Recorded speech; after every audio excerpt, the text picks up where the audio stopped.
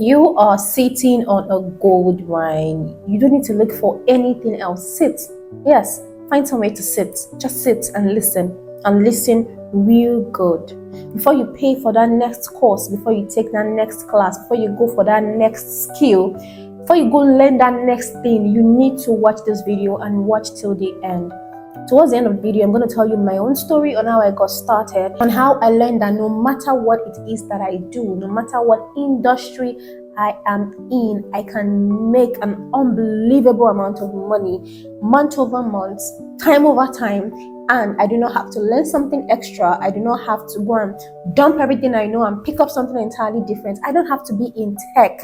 I don't have to be a remote worker. I don't have to do all those things people now label as the only things that you can do to make good money. I'm a Nigerian living in Nigeria, and I live really good.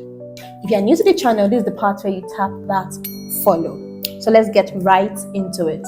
When it comes to skill, a bunch of you understand skill as something that you need to learn to make money with. But I'd like you all to bring it back here and recalibrate your thoughts when it comes to skill. Skill is anything that you can use to make money. If you know how to speak well, it is skill. If you're good at organizing files, it is a skill. It does not have to be until you do tech, maybe data analysis or something that looks very, very exalted. Anything that you know how to do well than somebody else, anything that you do and somebody asks you, oh my God, how are you able to do this? I don't think I can do this. Anything that you do with your hands, all right, that comes not just easy to you, but you know you have a flair for it, right? You know that you enjoy doing it. That is a skill, and you can use that thing that you know how to do, that comes easily to you, that thing that is almost like your own superpower. You can use it to make money without having to go and learn something else because somebody else is making 8 figures, 9 figures, and they are broadcasting that part, and you think that what you know how to do is making you way below just because you're not making the 9 figures. You know what you lack? You lack that knowledge on how to translate that thing that you know how to do with your hands into money. And that is what this video will teach you today. Now, what do you know how to do? That's the first thing you need to ask yourself.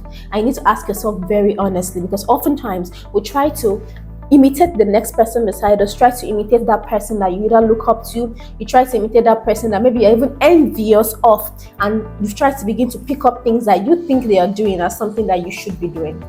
We are all different. Should I go into the Bible? We all have different talents. We have different things that God has given to us. You know, we have different things that's like embedded within us, that comes naturally to us or that comes easily to us. Yes, you might need to own those skills at some point, or own that thing that you can do at some point. By owning, I mean you need to get better at knowing how to use it. All right. But there's just that something, that innate ability or capability that you have. So you need to first off do what? Identify it. Now, there's a part where we talk about transferable skills, like you being able to transfer what you know how to do into something else, maybe another career path. So that thing helps you to be better at working at that career. For example, myself now, I'm good at speaking. I can speak in public, right? I love to solve problems. I have problem-solving skills. I'm also a very great leader. I'm a transformational leader. I can bring people together and get them to do something. I can motivate them. So I was able to bring all these different skills of mine, right, and bring it into what I do in sales. I work in sales. So because I have these skills, I'm an exceptional, not just salesperson, but a sales manager, because I already had all these innate abilities or capabilities beforehand. You get me? So I'm able to transfer those set of skills into what I do on my career path. Now, don't get it twisted, all right? It's not very difficult. Don't overcomplicate it. What do you know how to do better than the next person? What is that thing that if people come and say, oh, we need to get this thing done, they look at you and say, you are the best person for the job, or you're the best person to get it done? It could be those kind of skills I just talked about, or it could be something more hands-on. It could be maybe you know how to knit, you know how to cook, you know how to sew, right? You know how to, what else? Anything. Just think of something that you know, just so that this is you. Don't go too far looking for something else to do. Now let's just get you that knowledge on how to make money with it. Now the first thing, like I said, is what? Figure out that thing that comes to you easily, or those things those set of things that come to you easily. My own self now, aside all those set of skills I mentioned that I could transfer into the sales world in which I'm in, another thing that I know I can do super well is that I'm very good at selling. I have it. And it does not have to be the kind of sales that you emotionally blackmail people to buy from you. It's the kind of sales in which you use very practical means in getting people to know that this is what you're selling, this is how it can help them. I'm very fantastic at that. I needed to just hone my skills. I began with influencing. I began with charging 500 naira per day on WhatsApp. That was about 2020. That's COVID era. And right now, I don't barely even influence. I've taken my skills when it comes to persuasion and all of the 9 yards of selling. I've taken it into real estate. I'm taking it into consulting. And now I charge 6 figures, 7 figures just for anybody to contract my service when it comes to consulting. And for properties, I sell properties worth multiple millions of naira. It began with just selling things that were like 1,000, 2,000, 3,000. So I honed this skill, I got so much better, and now I can sell very high ticket products and services. Now that you have established the first part, now the second part is where the monetization comes from. You might be expecting that this video will be like maybe 15 minutes long. I don't think I'll be in your face for that long because it's quite simple. I'm going to tell you what you need to do, and if that doesn't work for you, I'm going to tell you to just completely drop it and face something else. Yes, let's do it that way. I'm going to give you that timeline that you do not know how to give yourself, or that timeline that you've never been giving yourself the timeline just because you feel like that thing you are doing right now is not the shiny thing. It's not that thing that can make you so much money. You have to jump to the next thing. I'm going to give you this timeline, and it's going to help you to know if you need to continue to pursue what you presently know how to do, or perhaps you need to jump to the next thing. So what's that thing you need to do? Now tell yourself that this thing that I know how to do, I'm going to reach out to 100 people.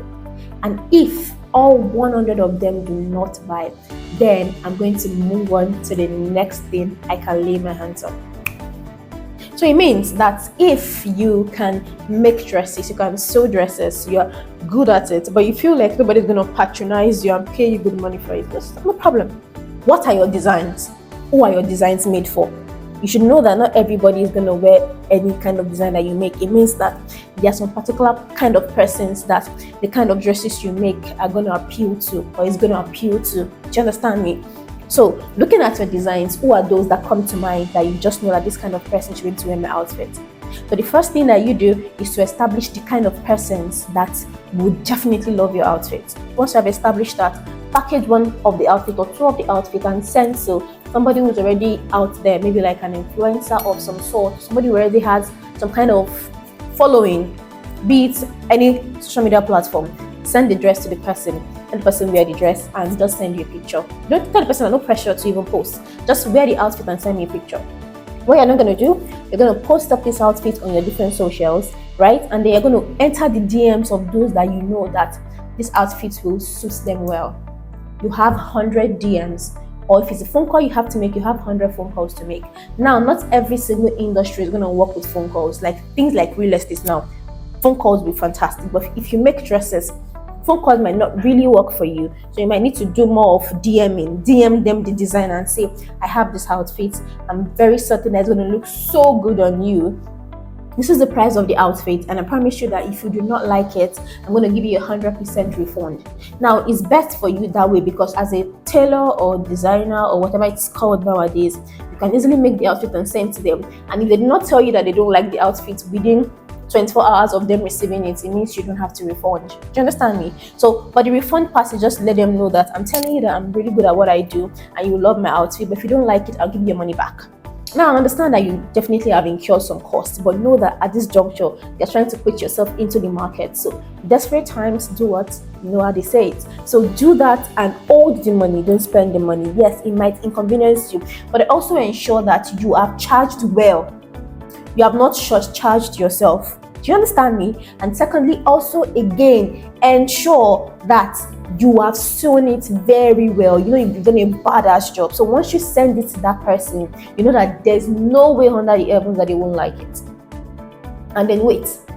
If that person likes it, you can take that person's review and sell to somebody else. There's nothing that forbids people in different skills, skill set like tailoring or whatever it is that you have to do with product making, right?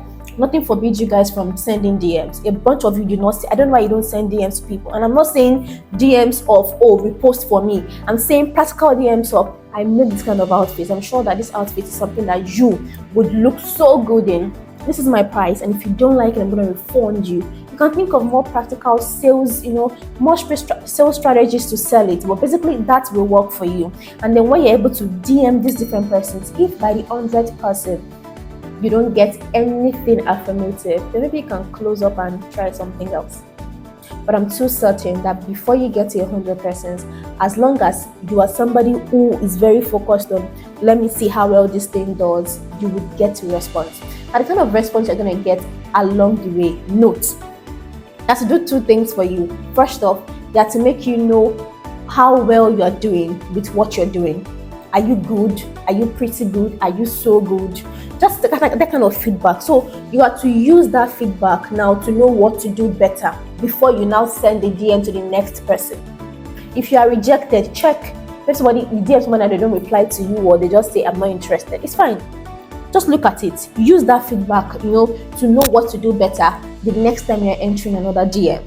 Very, very important. And this is another important thing to note again is immerse yourself in the process, but detach yourself from the outcome.